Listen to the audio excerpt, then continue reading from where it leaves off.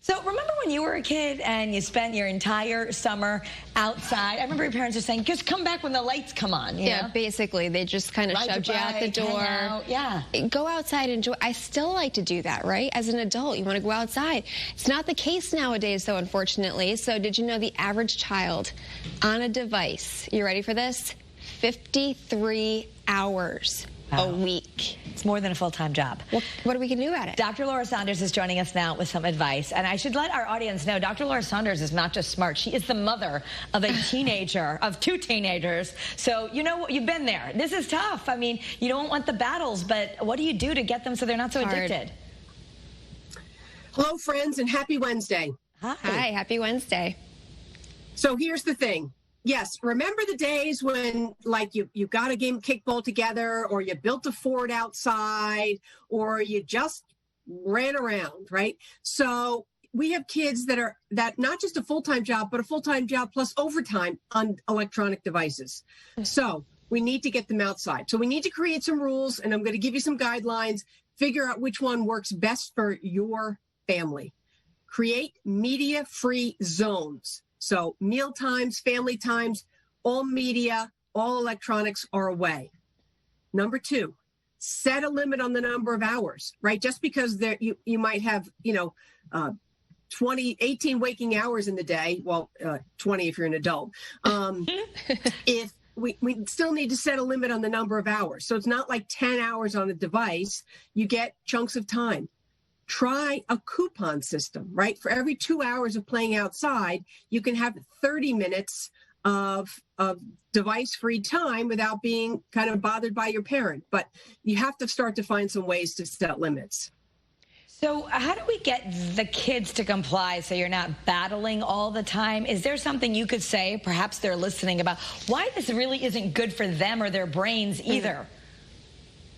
It causes our brains to literally, like, over time, fry, because it dulls imagination, it dulls creativity, and it dulls problem solving, right? You might have a good fast twitch, like your hands can really move, but it's not allowing your brain to be creative and imagine things. And that's really the most beautiful toy in the world, is your brain for most children.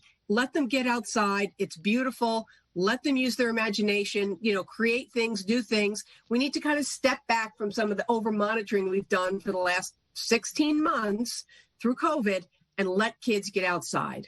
Are we as adults setting bad examples, though, for our kids, being on devices ourselves all the time?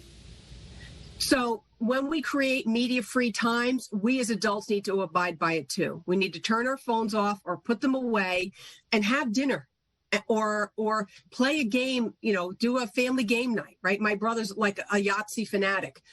Do things that create time together, but not necessarily with your devices. And parents need to be role models in that situation as well. So sometimes kids will say, we're being creative, but we want to have our phones because we want to take pictures, or we want to make a TikTok. Is that different because they're, quote unquote, creating, but they're using a device? I would still say there needs to be media-free times, right? Yeah. We don't need to document. And this is like a new phenomenon, right? Thank goodness there wasn't like TikTok and other kinds of, videos when I was in college and at other times, right? We need media-free times. We need to use our brains to create memories, not just our devices to create memories. And so it's retraining, and I get it. It is hard, right? But it's sort of setting expectations at the beginning of the week. This is or do it by day if that's the only way you can do it. This is how the day looks. These are your media-free days or zones or times, and sort of set that expectation from the beginning. The more you communicate and set expectations, it might make it slightly easier. And then just really quickly, what are the expectations if your kids are hanging out with other children who might not have the same rules when it comes to social media or devices as you do? So that's a great question.